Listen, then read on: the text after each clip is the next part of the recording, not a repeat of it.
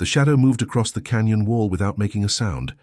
Impossible, because nothing should have been able to cast that shape, not with the moon positioned where it hung that October night, not with the way it defied every law of physics Nathaniel Reed had learned in his 34 years of life. The darkness writhed like smoke given sentience, stretching 15 feet tall against the red sandstone, its edges bleeding into the starlight as if consuming the very photons that dared approach.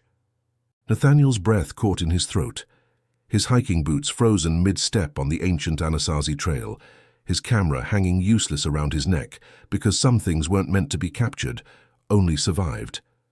The temperature dropped 20 degrees in seconds, his exhalation turning to frost in the desert air that had been 78 degrees just moments before. The shadow turned, actually turned as if it had a face, had eyes, had noticed him standing there like prey caught in the gaze of something that predated human understanding of fear itself. His heart hammered against his ribs so hard he thought it might shatter bone, and that's when he saw them, the other shadows, dozens of them, sliding across the canyon floor like oil spills in reverse, moving upward against gravity, converging on something he couldn't yet see but could feel in the primitive part of his brain that still remembered when humans weren't the apex predators. The desert held its breath. Every cricket, every nightbird, every creature that made the Chaco Canyon wilderness their home had gone silent, as if the entire ecosystem recognized the presence of something that existed outside the natural order. And then Nathaniel heard it, not with his ears but inside his skull, a voice that sounded like wind through a graveyard, through centuries of forgotten bones. Run! But he couldn't, because the shadow was already reaching for him, its formless appendages extending across impossible distances, and Nathaniel realized with absolute clarity that he was about to learn what happens when the darkness itself decides to touch the living. What he didn't know, what he couldn't possibly know, was that the shadow reaching for him was trying to save his life, that the real horror stalking through that New Mexico night wore human skin and carried intentions far darker than any supernatural entity could ever conceive. If you connect with my story, please press the like button to find some light in this priest's heart. Subscribe to the channel so you don't miss the next life stories, and tell me about them in the comments where you are watching this video and what time it is right now. It makes me very happy to know that from any corner of the country or the world, you are listening to me. The thing that called itself Kyle had forgotten what sunlight felt like on skin that could still feel. 37 years had passed since the night he'd died on the desert floor, throat slit from ear to ear by men who'd wanted his land and hadn't cared that he'd had a wife, a daughter, a life that mattered to someone. Now Kale existed between states, not quite spirit, not quite shadow, but something the ancient Pueblo peoples would have recognized, something their stories warned about when they spoke of the things that walked after dark in the sacred places. He'd watched the desert change, watched trailer parks sprout like tumors on land where his sheep once grazed, watched highways cut through arroyos where he'd played as a child, watched the living move through his death place with their cameras and their ignorance and their absolute certainty that the darkness was empty. They were wrong. The darkness was crowded with things like him, with the remnants of violence and sorrow, with energies that couldn't quite let go of the world they'd been torn from too soon. And tonight, October 31st, 2024, when the veil between worlds grew thin enough to whisper through, Kyle had felt something else arrive in his desert, something that made even the dead want to hide. That's when he'd noticed the photographer, the man with the kind eyes and the wedding ring that caught starlight, the man who'd wandered off the marked trail and into the killing ground where Kale's blood had once painted the sand black, the man who had no idea he was being hunted. Nathaniel had driven 8 hours from Albuquerque to photograph the canyon ruins under the hunter's moon, following a tip from a colleague who swore the light at this exact time of year turned the ancient walls to gold. His wife Sarah had kissed him goodbye that morning, her hand lingering on his cheek a moment longer than usual, as if some part of her knew he shouldn't go. Their daughter Emma, barely 3 months old, had grabbed his finger with her tiny fist, and he'd promised both of them he'd be back by Sunday brunch. He was a good man. Kale could sense that the way he could sense all the essential truths about the living now, their fears, their loves, their worthiness to continue breathing. The ability had come with his transformation, along with the hunger that never quite went away, the pull toward life force that he had to resist every moment of his eternal night. But Nathaniel wasn't Cale's concern right now. The other presence was. Cale had first felt it 3 days ago, a wrongness that rippled through the desert like heat shimmer made malevolent. Whatever had arrived wasn't supernatural in origin. It was human, which somehow made it worse. Humans could choose their evil. Cale's shadow form slid across the canyon wall, moving without sound because sound required vibration, and he no longer vibrated with life, only with the memory of it.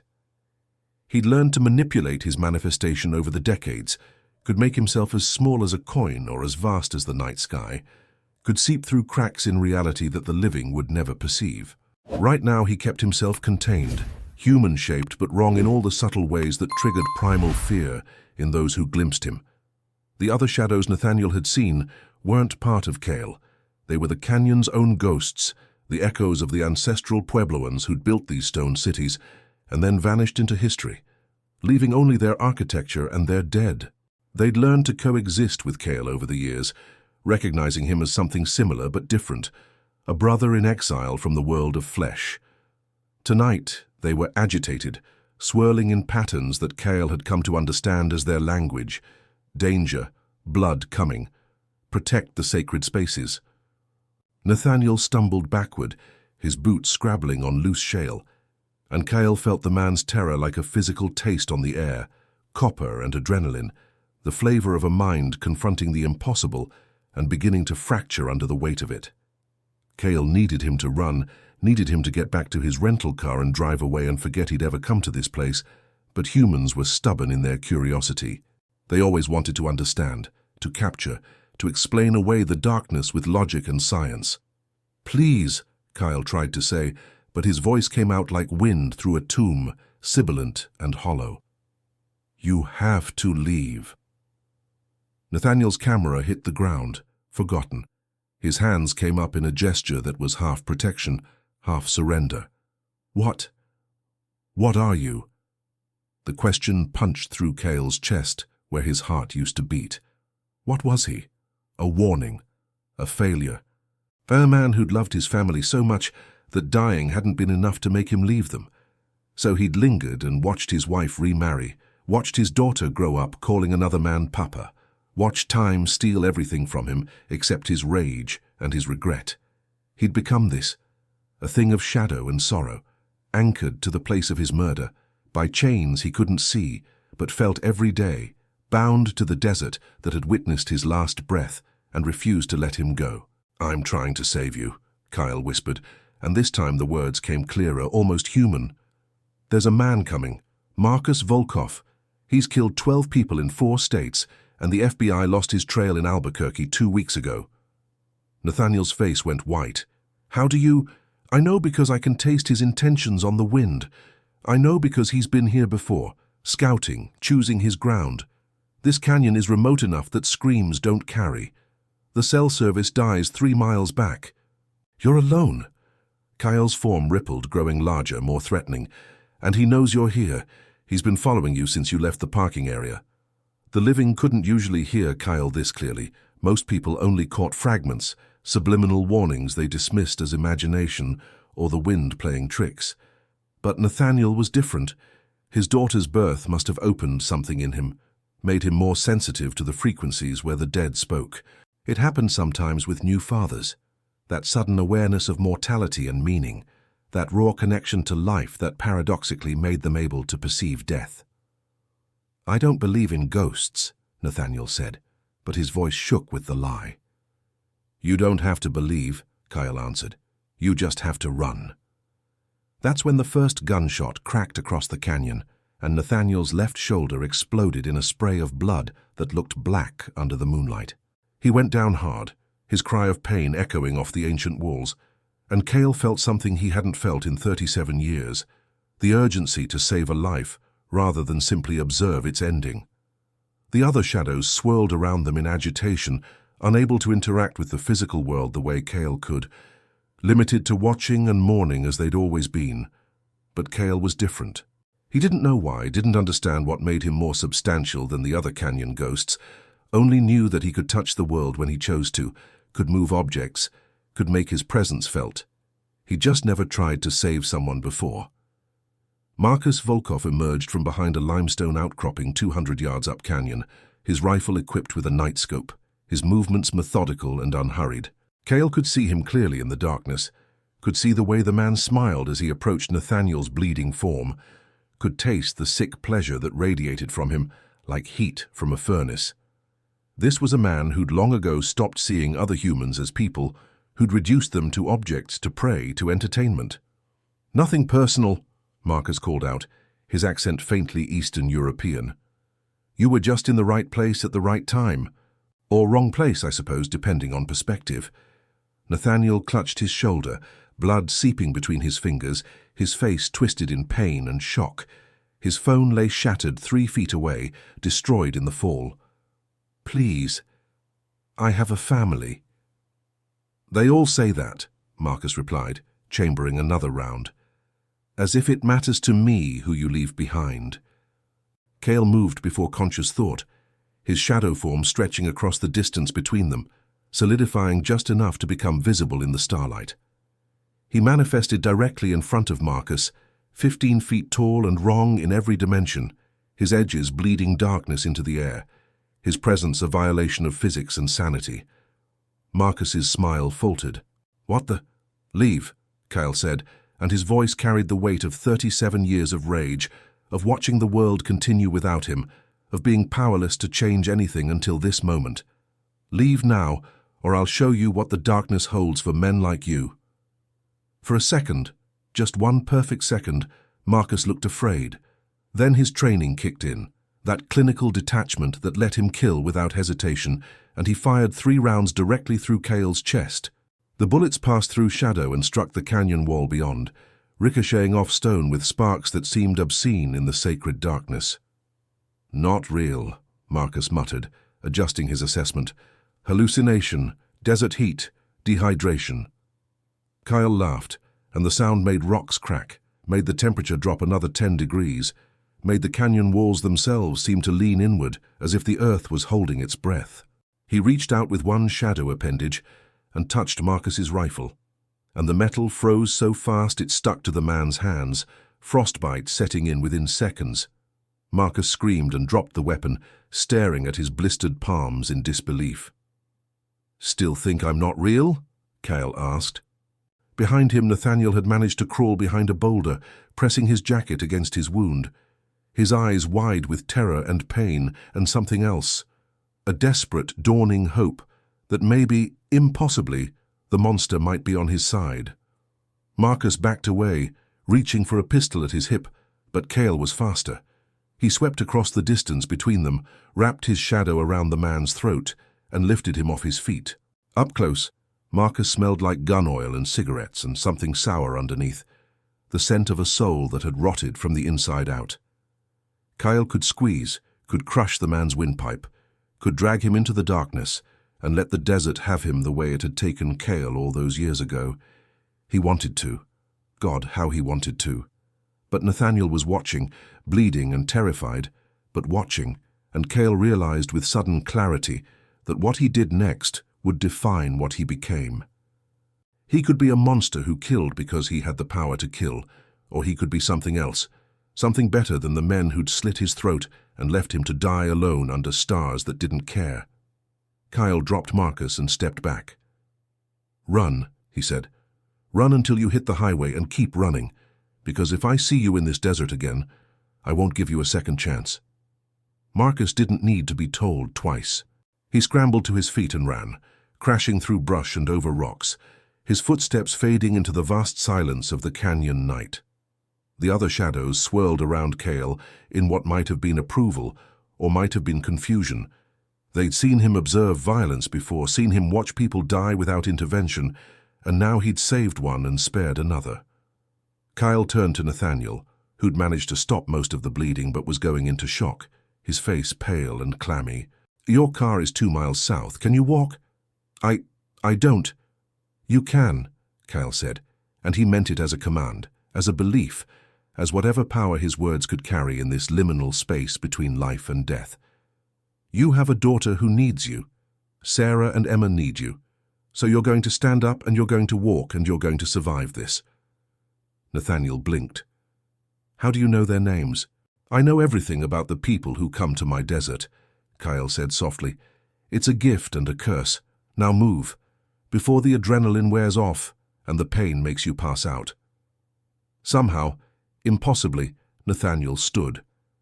Kyle stayed with him through every agonizing step, manifesting just solid enough to help when the photographer stumbled, offering something between companionship and guard duty as they made their way back toward civilization. The other shadows followed at a distance, curious about this new version of Kale who'd chosen to protect rather than simply haunt. "Thank you," Nathaniel managed when they reached the parking area, his rental car sitting exactly where he'd left it, GPS and emergency supplies still locked inside. "I don't understand what you are, but thank you." Kale watched as the man drove away, taillights disappearing into the desert night, and felt something shift inside him. Not quite warmth, not quite hope, but the first crack in the ice that had encased him since the night he'd died. He'd saved a life. After 37 years of powerless observation, of watching the world turn without him, he'd actually changed something. The feeling didn't last long. As dawn began to gray the eastern horizon, Kyle felt a familiar presence approaching from the south, one he'd hoped never to sense again. His wife, his widow, was coming back to the canyon for the first time in 3 decades. And she wasn't alone. The shadows around him went still, sensing the wrongness of it, the way the desert itself seemed to tense at the approaching storm, because Rosemary wasn't just coming to visit the place where her husband had died. She was coming to sell the land to developers who wanted to build a luxury resort on his grave. And the man she'd remarried, the man who'd raised Kyle's daughter as his own, was the brother of Marcus Volkov, the killer Kyle had just let walk away into the night. The desert wind picked up, carrying with it the scent of mesquite and creosote and the coming dawn. Kyle spread his shadow across the canyon wall and screamed his rage at the indifferent stars, a sound that would echo through the arroyos and mesas and ancient places for miles, a warning and a promise that some ghosts wouldn't go quietly into whatever came next. The real horror was just beginning, and this time Kale wouldn't be content to simply watch from the shadows. This time he would fight, for his land, for his memory, for the tiny sliver of justice that the universe had denied him when it let his murderers walk free. The sun rose over Chaco Canyon, painting the sandstone walls in shades of amber and gold, beautiful and terrible, and completely unaware that the boundary between the living and the dead had just grown dangerously thin. 3 days later, Kale watched from the shadow of a juniper tree as a convoy of SUVs pulled into the canyon parking area, their tinted windows reflecting the harsh noon sun. Rosemary emerged from the lead vehicle, and Kale's non-existent heart lurched at the sight of her. She was 63 now, her dark hair gone silver, her face lined with the kind of sorrow that never fully heals. She'd been 26 when they'd married, fresh out of college with a degree in art history and dreams of opening a gallery in Santa Fe. Kale had loved her with the kind of fierce totality that only the young can manage, had promised her forever, and meant it with every cell in his body. Forever had lasted 6 years before his throat met a knife in the darkness. The man who stepped out behind her was tall, silver-haired, distinguished in the way that money and power made men distinguished. Victor Volkov. Kyle had watched him court Rosemary from the shadows, had seen how gentle he was with her grief, how patient with her healing, how he'd never tried to erase Kyle's memory, but instead made room for it alongside the new life they were building. For years, Kale had hated him on principle, but time had worn that hatred down to something more complex, more painful. A grudging acknowledgement that Victor had loved Rosemary well, had been a good father to Elena, had given them the stability and safety that Kyle's death had stolen. But now Kyle knew what Victor's brother was, knew the darkness that ran in the Volkov bloodline, and everything took on a different shade. The third person to emerge was Elena, Kale's daughter, though she'd grown up as Elena Volkov instead of Elena Hernandez, had taken her stepfather's name when she turned 18 as a gift to the man who'd raised her. She was 36 now, a year younger than Kale had been when he died, A criminal defense attorney in Albuquerque with her mother's eyes and her father's stubborn jaw. She'd never known him, had only the stories Rosemary told and the few photographs that survived. But Cale had watched her grow from infancy to adulthood, had been present for every birthday and graduation and heartbreak, even if she'd never known it. She was the reason he couldn't let go, the reason he was still here, still trapped, still watching from the dark. "I still think this is a mistake, Mom," Elena said, shielding her eyes against the sun. "This land has been in the Hernandez family for 5 generations. Dad would have—" "Your father is dead," Rosemary said, but gently, without malice, "and the land does nothing but cost money in taxes and upkeep. The resort development will preserve the archaeological sites while creating jobs for the local community. It's the practical choice." Victor put a hand on Rosemary's shoulder. "We don't have to decide today. Let's just look at the site, see what memories it brings up." Memories. Cale almost laughed at the word.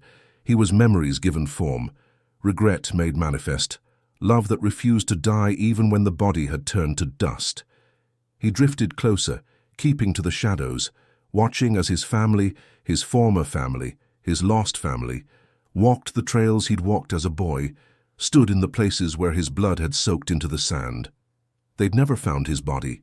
His murderers had been thorough in that respect, had buried him somewhere in the vast desert expanse where the earth was ready to swallow secrets. Rosemary had spent years searching, had hired private investigators and psychics, and everyone in between, desperate for closure that never came. Eventually, she'd had him declared legally dead, had scattered symbolic ashes in the canyon he'd loved, had tried to move on. But Cale was still here, still bound to this place, still waiting for something he couldn't name. The development team arrived an hour later, 3 men in expensive suits who looked at the sacred canyon with the eyes of accountants, seeing only square footage and profit margins. Their leader was a man named Christopher Dane, 42 years old, with the kind of smile that never reached his eyes. He spread blueprints across the hood of his SUV, showing Rosemary and Victor the plans for a boutique hotel with spa facilities, a restaurant featuring Native American fusion cuisine, luxury casitas that would blend seamlessly with the landscape. "We're calling it Eternity Canyon Resort," Christopher said, his voice smooth as honey, "a place where people can connect with the ancient past while enjoying modern amenities." Eternity. The word made Cale want to scream. These people had no idea what eternity meant, what it felt like to be trapped in an endless now, watching the world change while you remained frozen in the moment of your death. Elena frowned at the blueprints. "What about the petroglyphs, the ceremonial kivas?" "Protected, of course," as Christopher assured her. "We'll incorporate them into the resort experience. Guests will be able to take guided tours, learn about the ancestral Puebloan culture. Think of it as educational preservation." Kyle felt his anger building, a cold fury that made the temperature around him drop.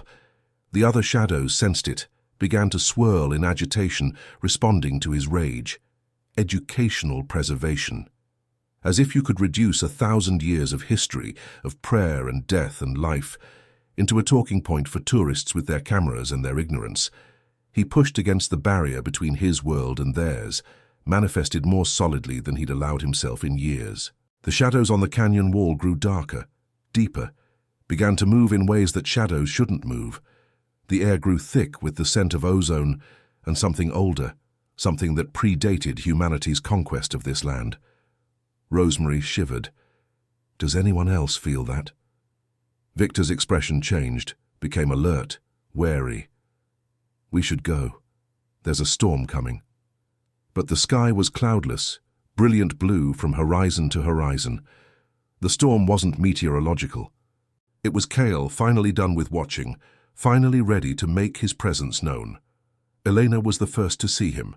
She turned toward the canyon wall where Cale's shadow had grown to monstrous proportions, her face going pale as understanding crashed through her. "Oh my God, what?" Rosemary followed her daughter's gaze and froze. No, it's not possible." But it was. Cale let himself become almost visible, almost real. A dark figure against the darker stone, edges bleeding shadow into the afternoon light. He couldn't speak to them, not clearly, not the way he'd spoken to Nathaniel. The emotional connection wasn't there. Or maybe it was too strong, too tangled with 37 years of longing and loss. Instead, he could only make them feel his presence, his rage, his absolute refusal to let this place be desecrated. The wind picked up, sudden and violent, tearing the blueprints from Christopher's hands and sending them tumbling across the desert floor. The temperature plummeted. Rocks clattered down the canyon walls as if shaken by invisible hands. The other shadows joined Kyle now, dozens of them, hundreds maybe, all the canyon's ghosts manifesting at once in a display of power that would leave no doubt. This place was claimed, was protected, was not for sale. Victor pulled Rosemary back toward the SUVs. "We need to leave now." "Wait." Elena stood her ground, staring at the shadow that wore her father's shape. "Dad? Is that? Are you?" Kyle wanted to answer her, wanted to tell her yes. "It's me. I never left you. I've been here every day of your life watching you grow." But the distance between the living and the dead was too vast, and he could only make the shadows dance, could only drop the temperature and move the wind and hope she understood. She smiled and tears streaked down her face. "I knew you were still here. Mom always said I was crazy, but I knew." "Elena, get in the car." Rosemary's voice was sharp with fear. "That's not your father. Your father is dead and at peace. This is something else." But Cale wasn't at peace, would never be at peace. Not while the land he'd loved was under threat. Not while the men who'd killed him walked free somewhere in the world. Not while his family remained so close and yet impossibly far from his reach. Christopher Dane had recovered from his initial shock and was filming the manifestation on his phone, his accountant's brain already calculating the marketing potential. "This is incredible.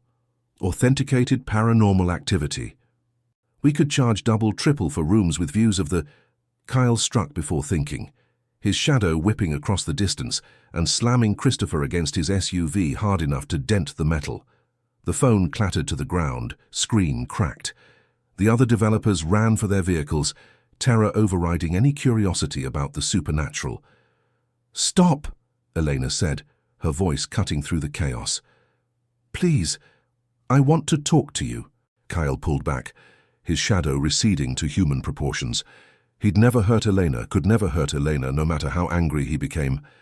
She was his daughter, his light, the only good thing that had survived his death intact. Rosemary grabbed Elena's arm. "We're leaving. This place is clearly unstable, and I'm not risking your life for..." "For what, Mum?" "For the truth." Elena pulled away, her lawyer's instinct for evidence overriding her fear. Something or someone has been watching over this canyon for decades. The local tribes all tell stories about a guardian spirit, a protector. What if it's not malevolent? What if it's just territorial? "It attacked that man," Victor pointed out, but his voice held uncertainty. He'd grown up in Eastern Europe, where belief in the supernatural was woven into the cultural fabric. He knew better than most that some places held power, held memory, held grudges. "That man was trying to turn sacred ground into a profit center," Elena countered. "I think I'd be angry too." Kyle watched his daughter defend him, defend this place, and felt something break inside him, not painfully, but like ice thawing after a long winter. She understood. Maybe not everything, maybe not who he was or what had happened to him, but she understood that some things were worth protecting, that some boundaries shouldn't be crossed. Christopher had recovered enough to retreat to his SUV, his earlier enthusiasm replaced by cold fury. "This deal is off. The company doesn't work with haunted properties. Too much liability." The developers left in a spray of gravel and dust, and Kyle felt a surge of triumph. He'd won. He'd protected the canyon, had kept the developers away, "I'm selling anyway," Rosemary said quietly. The triumph died. Kyle's shadow flickered with shock. "Mom, you can't," Elena protested. "I can, and I will." Rosemary's voice was steady, but her eyes were haunted. "I've lived with ghosts for 37 years. I've held on to this land because I thought it might bring closure, might help me understand what happened to your father. But all it's done is keep me trapped in the past. I need to let go, Elena. And whatever that thing is," she gestured toward Cale's shadow, "it needs to let go too." "That thing is my father," Elena said. Your father is at peace somewhere, I have to believe that. This is just residual energy, an echo, not the man I loved. Kyle wanted to rage, wanted to prove her wrong, wanted to manifest fully and show her that he was still Kyle, still her husband, still the man who'd promised her forever. But as he reached for that level of manifestation, he felt something else, a wrongness approaching from the north, a presence he recognized with sick dread. Marcus Volkov had returned to the canyon, and he'd brought his brother Victor's family into the path of a serial killer. The shadows around Kyle went wild, swirling in panic and warning. The ancestral spirits of the canyon were screaming at him in their silent language, showing him images of blood and violence, of Marcus stalking through the arroyos with his rifle, of the family that Kyle loved standing completely exposed and unaware in the killing ground. He had a choice: stay and try to prove to Rosemary that he was real, was her husband, was worthy of her keeping the land, or leave them and go stop the killer who was approaching with murder in his heart. It wasn't a choice at all. Kyle's shadow stretched across the canyon floor, moving faster than thought, following the wrongness north toward where Marcus crouched in a sniper's position, overlooking the parking area. The killer had upgraded his equipment since their last encounter: night vision, thermal imaging, a high-powered rifle that could drop all 4 people before they could reach their vehicles. He was muttering to himself as Kyle approached, his words carrying on the desert wind. Thinks he can threaten me, thinks he can scare me off my own brother's property. Show him what real monsters look like. Kyle materialized behind Marcus, solid enough to cast a shadow in the harsh sunlight. Ayu came back. Marcus spun, rifle swinging up, and this time there was no fear in his eyes, only cold calculation. I researched you, asked around with the locals, the tribal elders. They call you the Canyon Wraith. Say you've been here for decades, haunting the place where you died. But you can't actually hurt people, can you? You can scare them, can throw rocks, can drop the temperature, but you can't kill. It was true. Kyle had discovered his limitations over the years, had learned that while he could interact with the physical world, he couldn't directly harm the living. He could create fear, could manipulate the environment, but he couldn't wrap his hands around a throat and squeeze. The universe had rules, even for the dead. You can't kill, Marcus repeated, his smile returning. Which means you're just a nuisance, and I eliminate nuisances. He fired, not at Kale but at the SUV where Elena was helping her mother into the passenger seat. The bullet punched through the rear window and buried itself in the headrest inches from where Elena had been sitting seconds before. She screamed and dropped to the ground, Victor covering Rosemary with his body, Christopher's abandoned vehicle providing minimal cover. Kyle roared and threw himself at Marcus, his shadow form wrapping around the man like a cloak of ice and fury.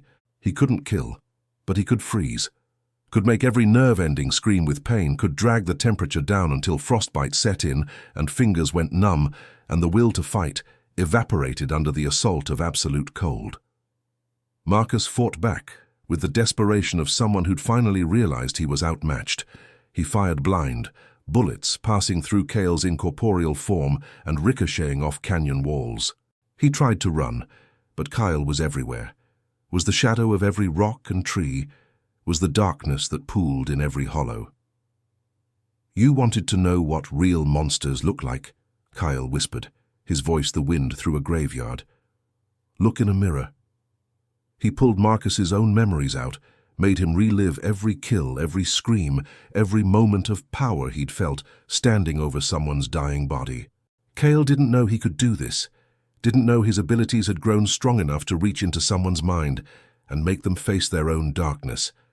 But rage and desperation had unlocked something new, something terrible. Marcus collapsed, his rifle falling from nerveless fingers, his face twisted in horror as he confronted the monster he'd become. Kale could kill him now, not with his own hands, but by pushing the man's mind past its breaking point, by forcing him to feel every ounce of pain he'd inflicted, multiplied by the darkness in his own soul. He could.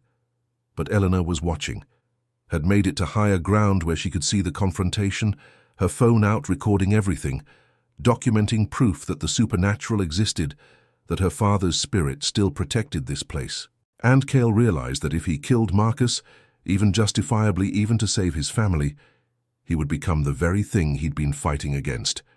He would become a killer, a thing of pure vengeance, and Elena would witness it. He pulled back, leaving Marcus gasping and broken on the canyon floor. "The police are coming. I made sure someone called them when you fired that first shot. You'll face justice now, the humankind. And every night for the rest of your life you'll dream of this moment and know that mercy is more terrifying than revenge." Sirens wailed in the distance, growing closer. Marcus didn't run, couldn't run. Kyle had broken something essential in him, had shown him his own soul and let him choke on it. Kyle drifted back toward where his family huddled by the SUVs, drawn by Elena's presence like iron to a lodestone. She was still recording, her hands shaking but steady enough to capture the shadow that approached across the desert sand. "You saved us," she said. "You're real. You're really him." Kyle wished he could speak to her clearly, could tell her everything. How he'd been there for her first steps, her first day of school, her law school graduation. How he'd watched her fall in love with a pediatric surgeon named James Chen and had approved, had seen the way the man made her laugh, and knew that she'd chosen well. How he'd been there when she'd miscarried 2 years ago and had wanted to hold her while she cried, but could only lower the temperature and let her think it was just the air conditioning. Instead, he could only manifest more clearly, let her see the shape of him, the outline of the man he'd been. Tall, lean, with the calloused hands of someone who'd worked the land, eyes that held kindness even in death. Rosemary emerged from behind the SUV, her face pale but composed. She looked at Kyle's shadow for a long moment, and he saw recognition dawn in her eyes, not just of what he was, but of who. 37 years of marriage didn't disappear just because one party was no longer breathing. "Kyle," she whispered, "it's really you." He nodded or tried to, the motion making his shadow ripple like water. "I'm so sorry," she continued, tears streaming down her face. "I tried to find you, tried to bring you home. I never wanted to move on, but I had to, for Eleanor. I had to give her a stable life, a father who could be there for school plays and birthday parties, and all the things you should have been there for." Kyle understood. How could he not? Victor had been a good father, had loved Elena as his own, had given her everything Cale would have wanted for her. The anger he'd felt earlier, the jealousy, seemed petty now in the face of what mattered. Elena was happy, was successful, was loved. That was enough, almost enough. Victor approached cautiously, his hands raised in a gesture of peace. "I never knew my brother was a killer. You have to believe that. If I had known, I would have turned him in myself." It was probably true. Cale could sense the sincerity in the man's voice, could feel his genuine horror at what Marcus had become. Evil sometimes ran in families, but so did goodness, and Victor had chosen the light where his brother had chosen darkness. "We won't sell," Victor said. "The land stays in the family. We'll set up a conservation trust, make sure it's protected in perpetuity. If you're the guardian here, then you've earned the right to your territory." It was more than Kyle had hoped for. He let his shadow shrink back to human size, let the temperature rise to normal, let the tension bleed out of the air. The other canyon spirits settled, their agitation fading now that the threat was gone and the land was safe. The police arrived and took Marcus into custody, his confession spilling out in broken fragments as he tried to explain what he'd experienced, what the shadow had shown him. They'd find the evidence they needed: bodies buried in 4 states, trophies kept in a storage unit, a trail of victims who'd never gotten justice until now. As the sun set over Chaco Canyon, painting the sky in shades of crimson and gold, Kyle watched his family drive away. Elena looked back through the rear window, her hand pressed against the glass, and he knew she saw him standing there, a dark figure against the darker stone, permanent as the canyon itself. He was alone again, as he'd been for 37 years. But it felt different now. He'd saved them. He'd protected his land. He'd faced a killer and chosen mercy over vengeance, had proven that death didn't have to mean becoming a monster. The other shadows swirled around him in what might have been approval, might have been welcome. The desert wind carried the scent of rain, impossible in October but coming anyway, as if the land itself was crying in relief. And for the first time since the night he'd died, Cale felt something approaching peace. It lasted exactly 4 days. The man who arrived at the canyon on the 5th day didn't come through the parking area or the marked trails. He came from the deep desert, moving with the confidence of someone who knew this land as well as Kyle did, who understood its rhythms and secrets. His name was Daniel Whiteriver, and he was 68 years old, a medicine man from the Pueblo tribe whose ancestors had built the canyon's ancient cities. Kyle recognized him. He'd watched the man grow from a boy who came here with his grandfather to learn the old ways, had seen him become a keeper of traditions, a bridge between the modern world and the ancient one. Daniel had always known Kyle was here, had left offerings sometimes, cornmeal and tobacco, acknowledgements that the canyon held more than just memories. Now Daniel came with purpose, his weathered face grim with knowledge Kale didn't want to hear. "We need to talk," Daniel said, speaking to the shadows as if he could see Kyle clearly. Maybe he could. The old medicine men had gifts that straddled worlds. "About why you're still here, about what's keeping you bound." Kyle had spent 37 years not thinking too hard about that question. He'd assumed it was his love for the land, his anger at his murder, his need to watch over Elena.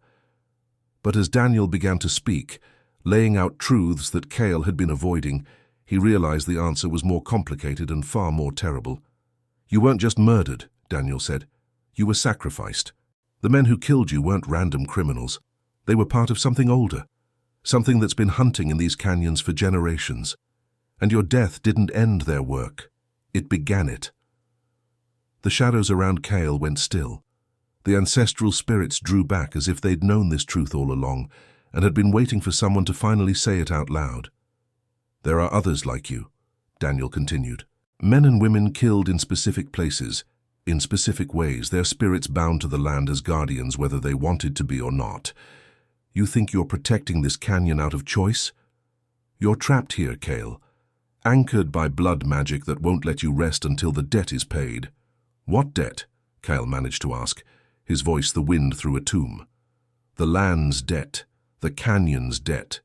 You were killed here because the land needed a protector, needed someone who loved it enough to die for it and then stay to defend it." Daniel's eyes were sad but resolute. "Your murderers knew exactly what they were doing.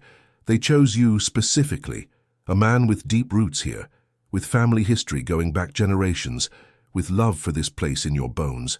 They made you into what you are now." Kyle felt his reality cracking. All this time, he'd thought his continued existence was a quirk of fate, a result of his own stubborn refusal to leave. But it had been planned, engineered, executed with precision by people who understood forces that predated civilization. "Why?" he asked. "Why me?" "Because the canyon needed protection. Because development and destruction were coming, and the old spirits alone weren't strong enough to fight them. Because you were the right man in the right place at the right time." Daniel stepped closer. "But here's what they didn't count on. Your choice. You can stay and be the guardian they made you, or you can break the binding and move on. The land will survive either way. It always has." It should have been an easy choice. 37 years of loneliness, of watching life continue without him, of being trapped between worlds with no hope of rest. Anyone would choose to move on, would choose peace over this half-existence. But Kyle thought about Marcus Volkov, about the killer he'd stopped. He thought about the developers he'd turned away, the sacred sites he'd protected. He thought about all the people who would come to this canyon in the years ahead, looking for connection to something ancient and meaningful, and how they'd need someone to make sure that connection stayed pure. He thought about Elena, 36 years old with her whole life ahead of her, who deserved to know that her father's spirit still watched over the land that had been his legacy. "How do I break the binding?" Kyle asked. Daniel smiled sadly. "You already know. The blood that bound you here can only be released by the blood of those who spilled it. Your murderers are still alive, still out there somewhere. Find them, and you can be free." The words hung in the desert air like a challenge, like a promise, like a curse. Cale could spend the next decades hunting the men who'd killed him, could track them down wherever they'd fled, and make them pay for what they'd done. The binding would break, and he could move on to whatever came after this, or he could stay, could accept his role as guardian, could protect this land for as long as the canyon needed him, could watch over his daughter and his daughter's children and all the generations yet to come. Freedom or purpose, peace or protection, justice or love. "I need time to think," Cale said. "You have until the winter solstice," Daniel replied. "That's when the binding is weakest, when the veil between worlds thins enough for spirits like you to pass through. Make your choice by then, or the choice will be made for you." The medicine man left the way he'd come, disappearing into the desert darkness like smoke. The shadows crowded around Cale, questioning, concerned, waiting to see what their brother in exile would decide. Cale spread his consciousness across the canyon, feeling the contours of the land that had been his prison and his home for 37 years. He could sense every rock and tree, every hidden spring and ancient petroglyph, every place where the boundary between past and present grew thin. He was bound to this land in ways that went deeper than blood, deeper than magic, deeper than understanding. And somewhere out there, the men who'd killed him were living their lives, completely unaware that their victim had become something they should fear. The winter solstice was 2 months away. Cale had until then to decide what kind of dead man he wanted to be, a guardian bound by duty, or a spirit finally free to rest. But first, he had a more immediate problem. Elena was coming back to the canyon, and she was bringing her husband, James, her mother, and Victor. They wanted to hold a ceremony for Cale, wanted to finally lay him to rest, even though they'd never found his body. They wanted to help him move on, completely unaware that moving on meant hunting down his killers and watching them die.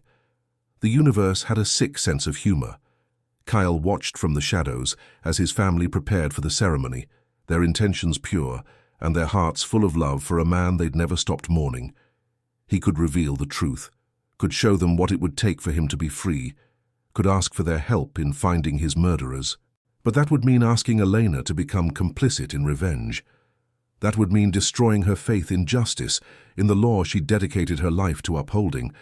That would mean teaching her that sometimes the only path to peace ran through violence. He couldn't do that to her.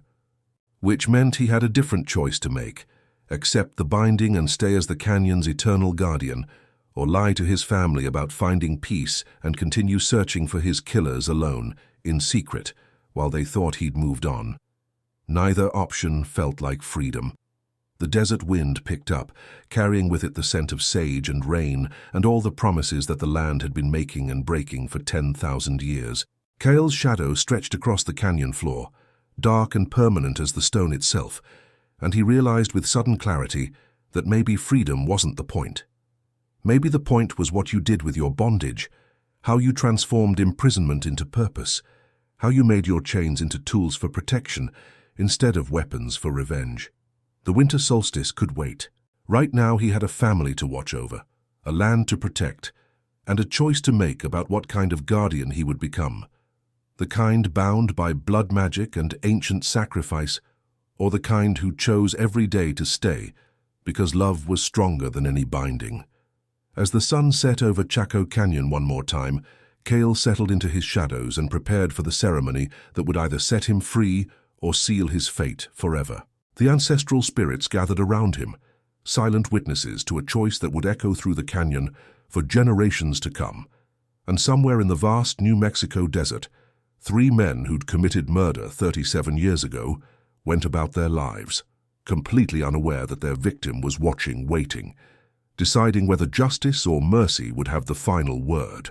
The ceremony took place on a clear November night, when the stars pressed down like witnesses and the temperature dropped to freezing.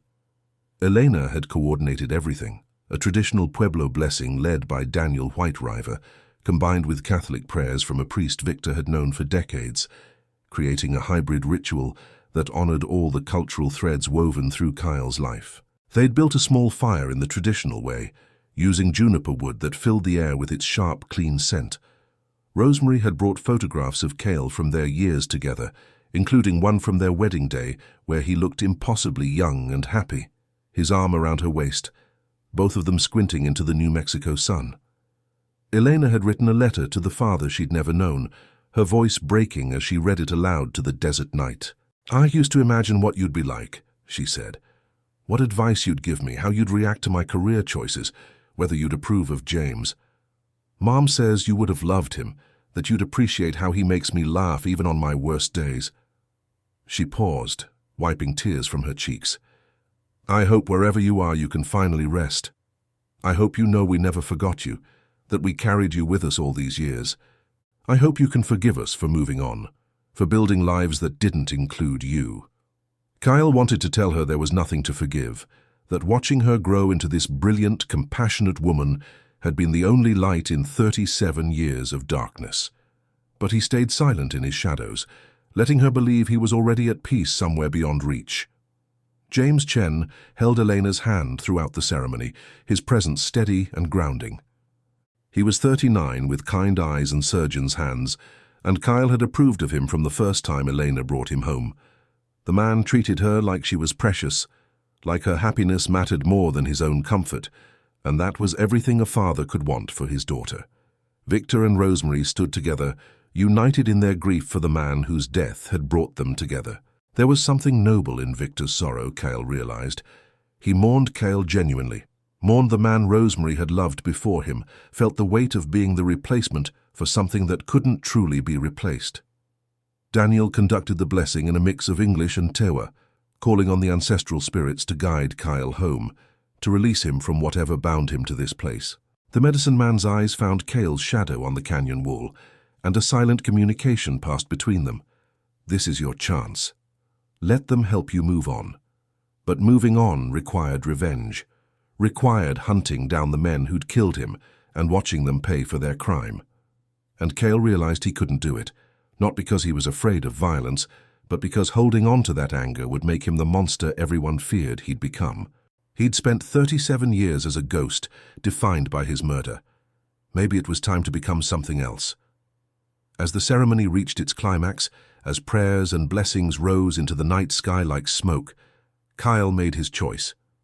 He pulled energy from the canyon itself, from the ancient stones and the patient earth, from the spirits who'd been here for centuries and would remain for centuries more.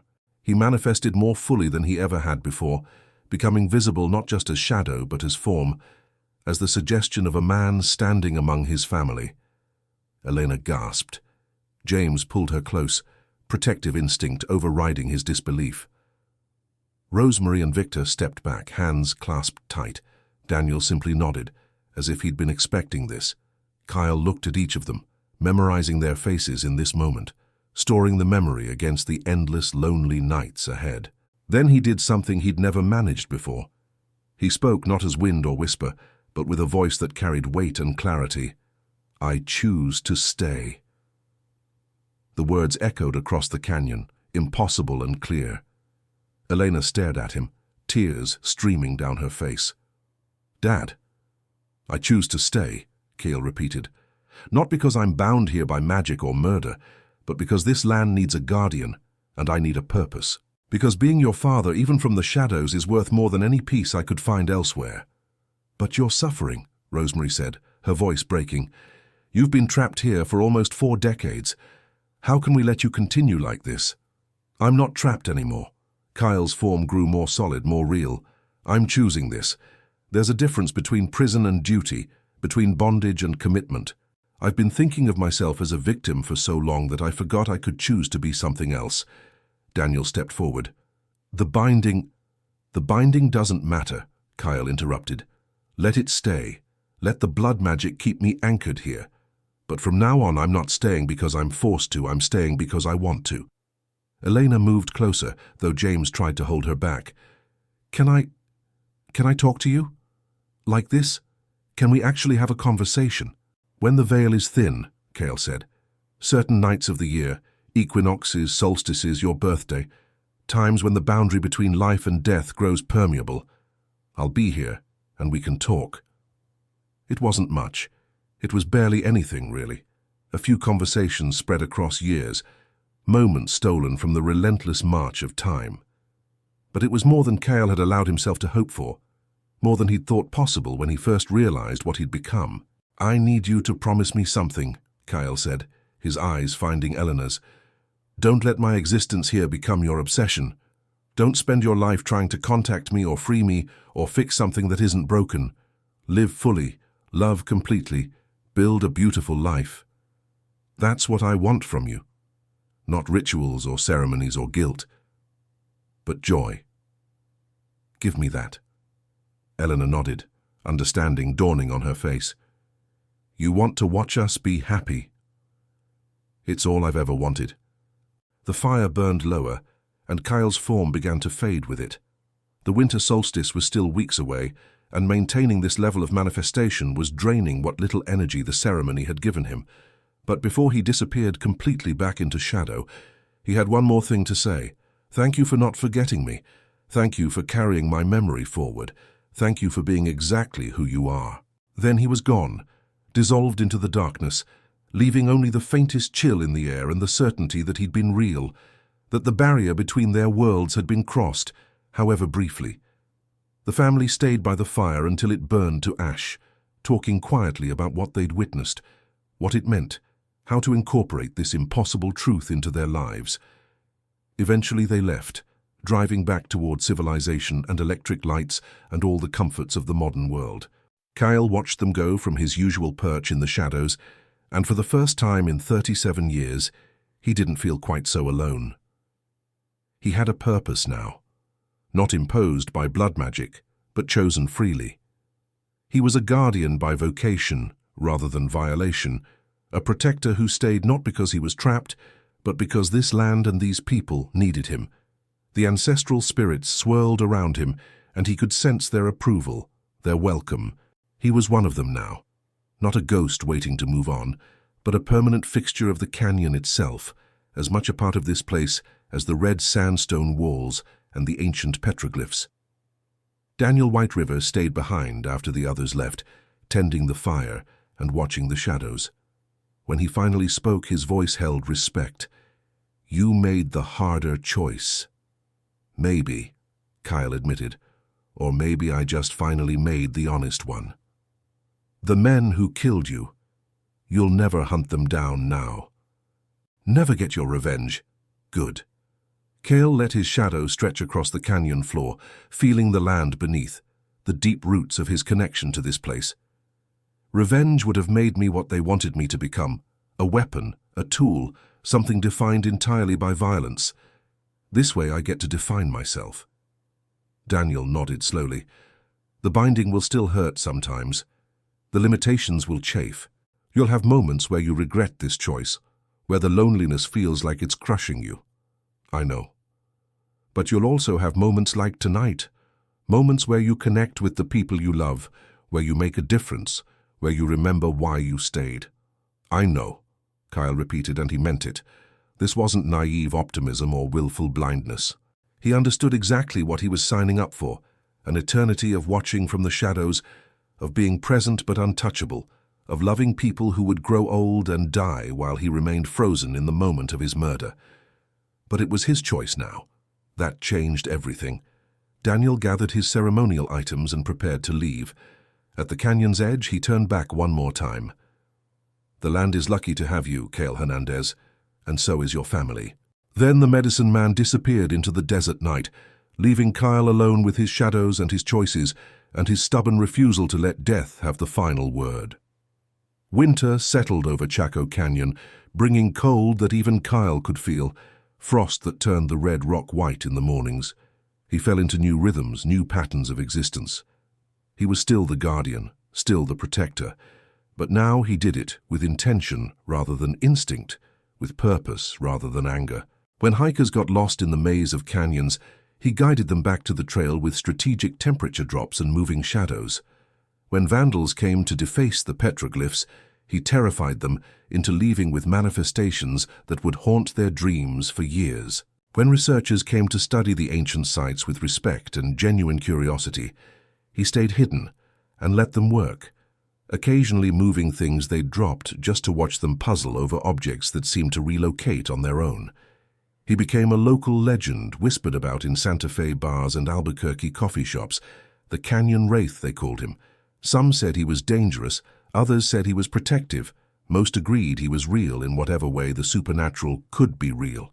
Tour guides told stories about him, embellishing and inventing until Kyle barely recognized himself in the tales. But he didn't mind. Let them build mythology around him. Myths were more powerful than truth anyway, and if the story of the Canyon Wraith kept people from desecrating this sacred land, then let the legend grow. Elena came to visit on the winter solstice, as promised. She came alone, leaving James at their home in Albuquerque, needing this conversation to be just between her and her father. She built a small fire in the traditional way Daniel had taught her, and Kyle manifested as fully as he could, sitting across the flames from her like they were just two people sharing a campfire. They talked for hours.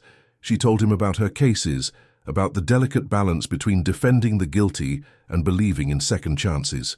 He told her about what he'd learned in death, about perspective and patience, and how differently time moved when you weren't racing toward an ending.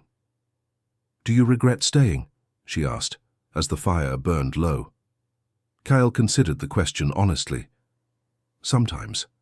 When I watch your mother grow old with Victor, when I see you and James building a life I can never be part of, when I realize I'll never hold my grandchildren if you decide to have them." He paused.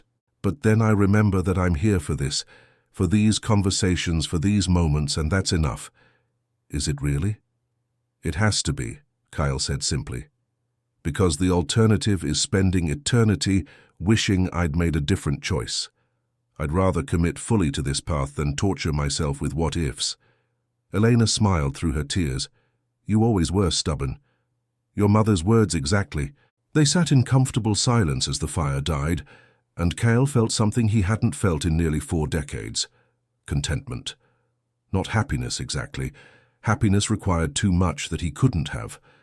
But contentment, acceptance, a settling into his role that felt right in ways he couldn't quite articulate. "I should go," Elena said eventually. "James will worry if I'm out too late." "Take care of him," Kyle said, "and let him take care of you. That's what partnership looks like." She stood, brushing ash from her jeans. "Same time next year. I'll be here." "You'll always be here," she said, and it wasn't quite a question. "Yes," Kyle confirmed. "Always." She walked back toward the parking area, and Kyle watched until her taillights disappeared into the desert night. Then he turned his attention back to the canyon, to the eternal vigil he'd chosen, to the land that needed him, and the memories that sustained him, and the shadows that had become his home. The ancestral spirits gathered around him, their presence a comfort and a reminder that he wasn't alone in this. They'd been here for centuries, would be here for centuries more, patient and permanent as the stone itself. Kyle was young by their standards, still learning the rhythms of eternity, still adjusting to a perspective measured in geological time rather than heartbeats. But he was learning, and he had forever to get it right. As winter gave way to spring, as the desert bloomed with impossible wildflowers, and the tourists returned with their cameras and their wonder, Kyle settled into his role as guardian with increasing comfort. He was no longer the angry ghost seeking revenge, no longer the victim bound against his will. He was Cale Hernandez, protector of Chaco Canyon, watcher in the shadows, the spirit who chose duty over freedom because love was the only chain worth wearing. And if sometimes in the deep desert night, when even the stars seemed far away, he felt the weight of eternity pressing down on him, well, that was just part of the deal. Nothing worth doing came easy, not in life, and certainly not in death. The desert wind carried his name across the canyons and mesas, a whisper that would echo through the ages. Kyle, guardian, father, the man who chose to stay when everyone else would have run. And that, in the end, was enough. Years turned like pages in a book only Cale could read. He watched seasons change with a patience born of having all the time in the world and nowhere else to be. Spring brought wildflowers that painted the desert in impossible colors, scarlet paintbrush, purple lupine, golden brittlebush. Summer brought monsoons that turned the dry arroyos into roaring rivers for a few precious hours. Autumn brought the tourists seeking relief from the heat, their voices echoing off canyon walls, that had heard 10,000 years of voices before them. Winter brought silence and cold, and the kind of clarity that only comes when the world is stripped down to essentials. Elena visited every solstice and equinox, as regular as the seasons themselves. Sometimes she brought James, sometimes her mother, sometimes she came alone. They talked about everything and nothing. Her cases, his observations of the changing desert, the small moments that made up a life even when that life was lived between worlds. On her 39th birthday, she told him she was pregnant. Kyle felt something crack open inside his chest, some chamber he'd kept sealed since the night he'd died. He was going to be a grandfather. His bloodline would continue. His legacy would extend beyond the shadow he cast on canyon walls. "I'm terrified," Elena admitted, her hand resting on her still flat stomach. "What if I'm not good enough? What if I mess this up?" "You won't," Kyle said with absolute certainty. "You've had good examples. Your mother, Victor, even me from a distance. You know what love looks like. The rest you'll figure out as you go. Will you?" She hesitated. "Will you watch over them, the way you watched over me?" "Every day," Kyle promised. "Every night. For as long as I exist." The baby, a girl they named Sophia after Rosemary's mother, was born on a warm April evening. Kyle felt her arrival the way he felt all significant events in his family's life, a ripple in the fabric of connection that bound him to them despite death and distance. He manifested in the hospital parking lot as close as he could get and felt the weight of new life entering the world, innocent and perfect and utterly unaware of the guardian watching from the shadows. James proved to be an excellent father, patient and present in ways that made Cale grateful his daughter had chosen so well. Elena bloomed into motherhood, fierce and gentle in equal measure, giving Sophia the childhood that Cale would have wanted for her if he'd been there to provide it himself. When Sophia was 3 months old, Eleanor brought her to the canyon. "I want you to meet her," she said, holding the baby close. "I want her to know, somehow, that she has a grandfather who loves her." Kyle manifested in broad daylight for the first time in decades, using every ounce of energy he'd accumulated to become visible to his granddaughter's innocent eyes. Babies could see things adults couldn't, could perceive the boundaries between worlds before experience taught them those boundaries were supposed to be solid. Sophia looked directly at him and smiled. It was the most beautiful thing Cale had experienced in 42 years of death. He reached out with one shadowy hand, not quite touching but close enough to feel the warmth radiating from her tiny body, and made a vow in that moment. This child would grow up knowing she was protected, would never feel alone in the darkness, would have a guardian who'd chosen to stay specifically so she could exist. "Hello, mi cielo," he whispered. "I'm your abuelo, and I love you more than all the stars in the desert sky." Elena cried, but they were good tears, tears of connection and continuity and the bittersweet beauty of a family that spanned the boundary between life and death. Time continued its relentless march. Sophia grew from infant to toddler, to precocious child with her grandmother's eyes and her mother's determination. She could see Cale clearly until she was about 7, at which point the adult world's certainty about what was real began to override her natural perception. But even after she couldn't see him anymore, she felt him, a presence in the shadows, a protector in the dark, the grandfather who'd promised to watch over her always. The canyon changed too. Climate change brought longer droughts and more intense monsoons. Development crept closer despite the Conservation Trust, despite Cale's protection. New threats emerged. Vandals with drones, researchers with ground-penetrating radar that disrupted the ancestral sites, social media influencers who treated the sacred spaces like backdrops for their brand. Kyle defended the canyon against all of it, his abilities growing stronger as the years passed. He'd learned to manipulate technology, could crash drones with electromagnetic pulses, could corrupt digital files on phones that tried to photograph the most sacred petroglyphs. He was the guardian the canyon needed for the 21st century, adapting ancient protection to modern threats. But he couldn't protect against everything. On a scorching July day when Sophia was 8 years old, when the heat shimmered off the desert floor in waves that distorted reality, A new threat arrived at Chaco Canyon. It came in the form of a mining company that had found a legal loophole in the Conservation Trust, a way to extract lithium from the ancient seabed beneath the canyon without technically violating the protected status of the surface land. Elena fought them in court. Victor used his considerable wealth and connections to lobby against the permits. Environmental groups staged protests. The local Pueblo nations filed injunctions. None of it mattered. Money and law had a way of finding paths around protection, and the mining company had both in abundance.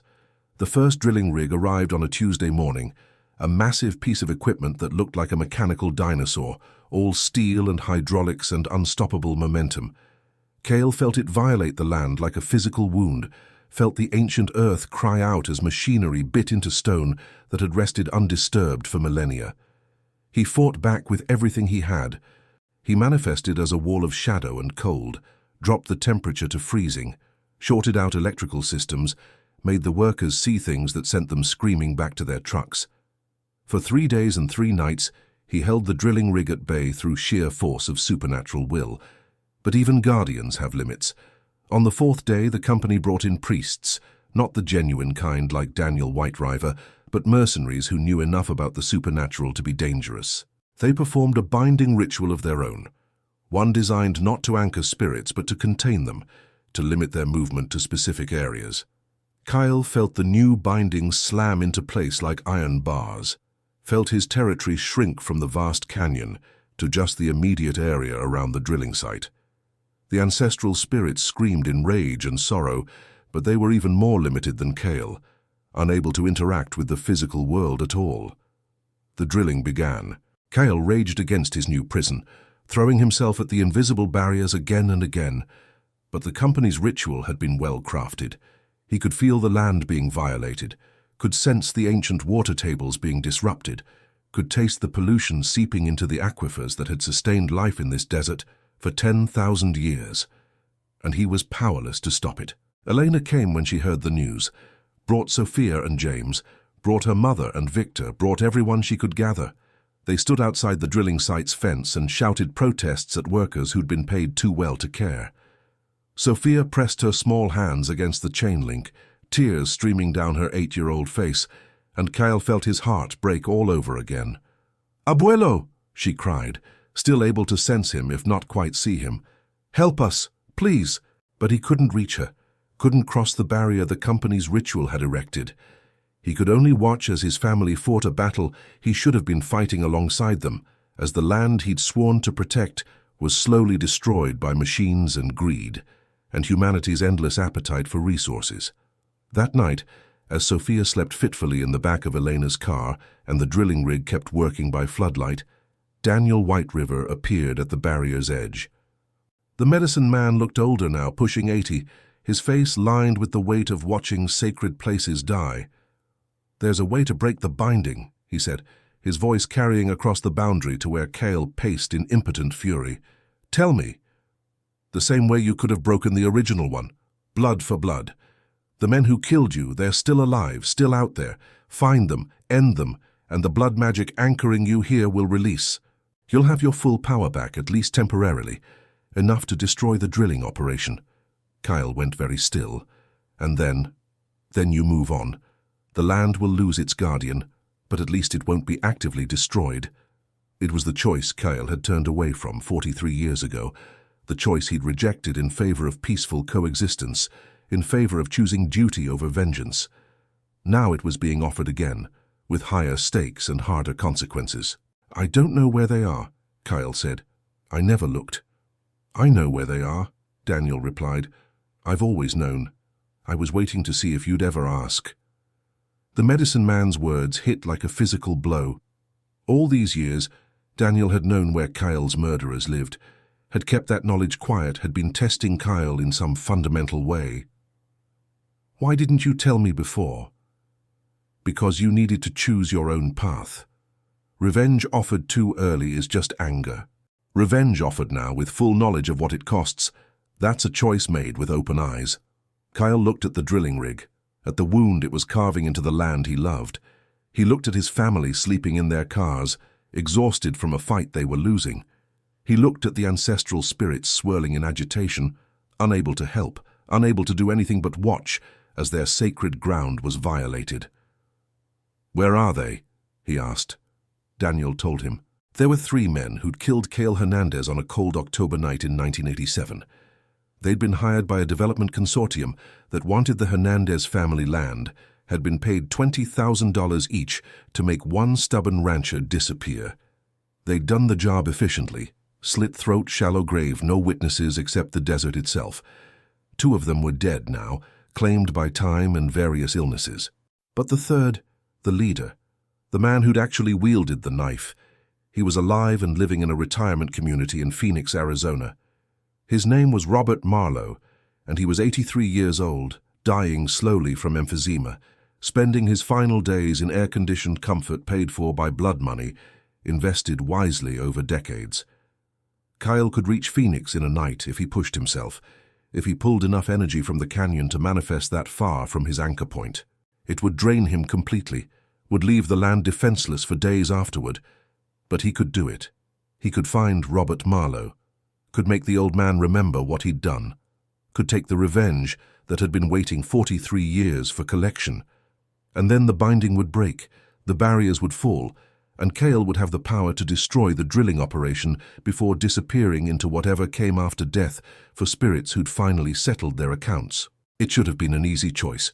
Save the land by sacrificing his immortality, get revenge and justice and protect everything he'd sworn to protect. But Kyle thought about Sophia, 8 years old and still able to sense his presence. If he did this, if he took this path, she'd grow up knowing her grandfather had become a murderer. Not a protector, not a guardian, but a killer who chose vengeance over everything else. He thought about Eleanor, who dedicated her life to believing in justice through law, who'd chosen the hard path of working within the system even when the system failed. What would it do to her to know her father had abandoned that principle in his final act? He thought about the 43 years he'd spent building a different kind of legacy, one based on protection rather than revenge, on choosing mercy when violence would have been easier. Could he throw all of that away in one night of blood? "I need to think," Kyle said. "You have until dawn," Daniel replied. "After that, the window closes. The drilling will go deep enough that even destroying the equipment won't prevent the damage." The medicine man left, and Kyle was alone with his choice and his rage and the sound of machinery eating away at everything he loved. He thought about Robert Marlowe, comfortable in his retirement community, probably not even remembering Cale's name. He thought about how easy it would be to appear in that air-conditioned room, to manifest all his rage and power and terror, to make the old man's final hours a nightmare that balanced the scales. He thought about how good revenge would feel after 43 years of restraint. And then he thought about something Elena had said once during one of their solstice conversations. The measure of a person isn't what they do when it's easy. It's what they do when every instinct screams for violence, but they choose peace anyway. Kyle looked at the drilling rig one more time. Then he made his choice, not the one that would save the land, not the one that would bring him justice, but the one that would let him keep the promise he'd made to himself all those years ago. He would not become a killer, not even to save everything he loved. Instead, he turned his attention to the barrier containing him, examining it with the patience he'd learned from 43 years of death. The mercenary priests had done good work, but they weren't medicine men, weren't steeped in the deep magic of this place. They'd used generic containment, adapted from European traditions, that didn't quite mesh with the American desert's specific frequencies. There were gaps, small ones, but Cale didn't need much. He couldn't break the barrier, but maybe he didn't have to. Maybe he could work within it, could use its structure against itself. He spent the remaining hours until dawn doing something he'd never attempted before, weaving the ancestral spirits into his own manifestation, combining his ability to interact with the physical world with their deep connection to the land itself. It was like conducting an orchestra of the dead, harmonizing energies that had never been meant to work together. It hurt. God, it hurt. The spirits weren't meant to be channels for this kind of power, and Cale wasn't meant to contain them. But together, bound by shared purpose and desperate love for this place, they created something new. Not quite Cale alone, not quite the ancestral spirits alone, but a fusion of protection magic that the mercenary priests hadn't anticipated. When dawn broke, Kale and the canyon spirits moved as one. They couldn't destroy the drilling rig. The barrier prevented that. But they could make the ground beneath it unstable, could manipulate the ancient stone in subtle ways that made the drilling impossible without causing a catastrophic collapse. They could create sinkholes that appeared and disappeared, seismic tremors that read as natural on any instrument, underground voids that made every engineer on site declare the location too dangerous for continued operation.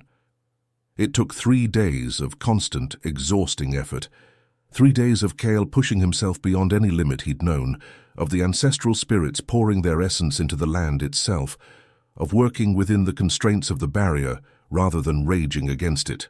On the 3rd day, the mining company's insurance assessor declared the site too high risk. The drilling stopped. The equipment was dismantled and removed. The mercenary priest's barrier collapsed without the company's money to maintain it. Kyle had won. But the victory came at a cost. The effort of channeling the ancestral spirits, of manipulating the land itself, had drained him to almost nothing. He was barely a shadow now, barely able to manifest even on the solstice, his connection to the physical world reduced to a whisper. The other spirits had faded too, their energies so depleted it might take decades for them to return to full strength.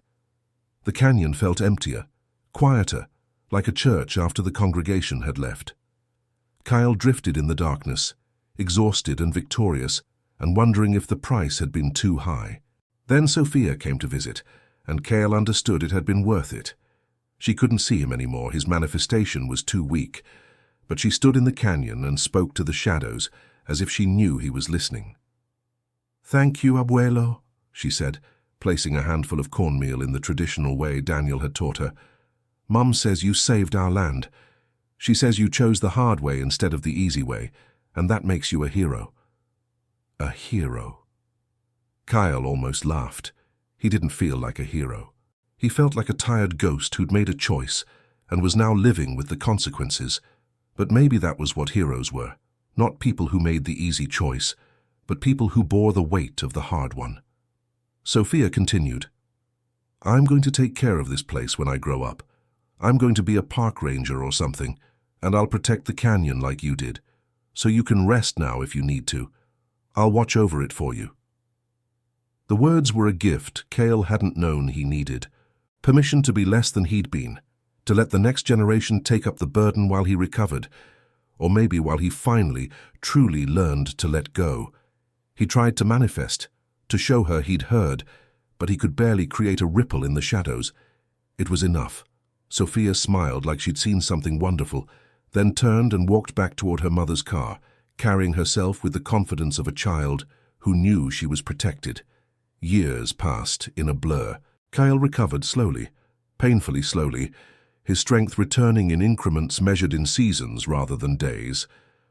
The ancestral spirits recovered alongside him, their presence gradually filling the canyon again like water seeping back into a depleted well.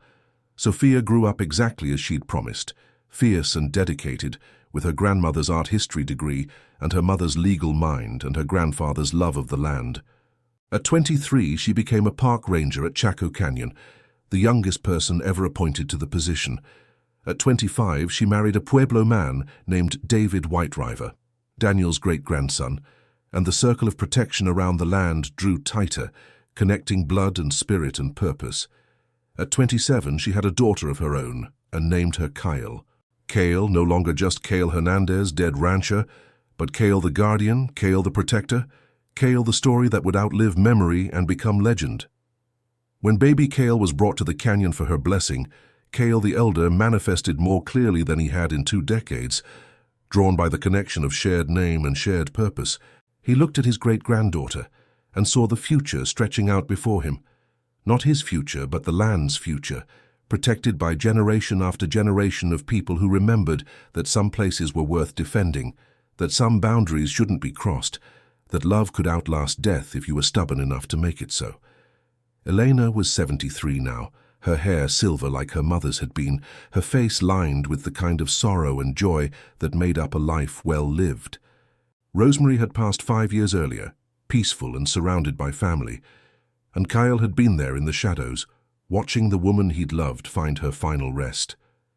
Victor had followed her within months, his heart giving out, as if it couldn't bear to beat without her. "Are you tired?" Elena asked him during a solstice conversation, the two of them sitting by a fire that had become tradition.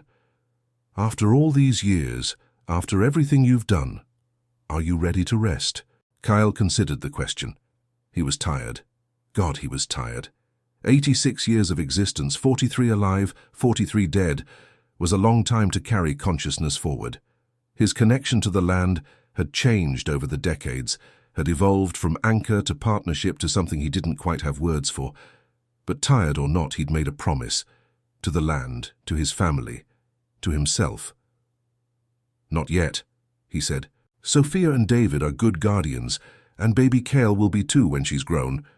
But they're mortal, and mortals need backup.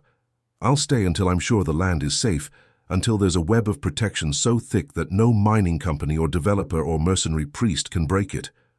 "That might be forever," Elena pointed out. "Then it's forever," Kyle replied simply. She smiled, but there were tears in her eyes. "I'm old, Dad. I won't have many more solstice conversations with you. And I need to know, when I die, will you be there?" The question pierced Kale's chest. "I don't know if I can leave the canyon, the binding—" "I'm not asking you to leave. I'm asking you to watch for me, to be there in the shadows when it's my time, so I know I'm not alone. Always," Kyle promised. "However many years you have left, I'll be watching. And when it's time, I'll be there." Elena died on a warm spring morning 17 years later, surrounded by Sophia and David and baby Kale, who wasn't a baby anymore, but a fierce 20-year-old studying environmental law at Stanford. She died in her home in Albuquerque, miles from the canyon, but Kale felt the moment of her passing like a tug on a string that connected them across distance and death. He couldn't manifest there, couldn't cross the boundary that kept him anchored to Chaco Canyon. But he could sense her spirit as it passed, could feel her recognition of his presence even across the miles. "Thank you, Daddy," her voice whispered in his mind, clear as the day she'd read her letter at his ceremony. "Thank you for staying." Then she was gone, moving toward whatever came next, leaving Kale behind in the desert he'd protected for more than 6 decades. He mourned her properly, the way only the dead can mourn the dead. By continuing to exist, continuing to protect, continuing to fulfill the promises made in life, even when life had long since ended. The 21st century brought new threats and new protections. Young Kale became one of the country's leading environmental attorneys, using law as a weapon to defend sacred lands across the Southwest. Sophia and David created a foundation that bought up surrounding properties and added them to the Conservation Trust, expanding the protected zone mile by mile. The canyon became a UNESCO World Heritage Site, then a protected indigenous cultural zone, then finally a sovereign territory managed by a coalition of Pueblo nations. Each layer of legal protection was another barrier against destruction, another tribute to the stubborn guardian who refused to let the land fall. Technology evolved. Drones became cheap enough for anyone to buy. Social media made every hidden place vulnerable to viral discovery. Virtual reality threatened to reduce sacred spaces to entertainment.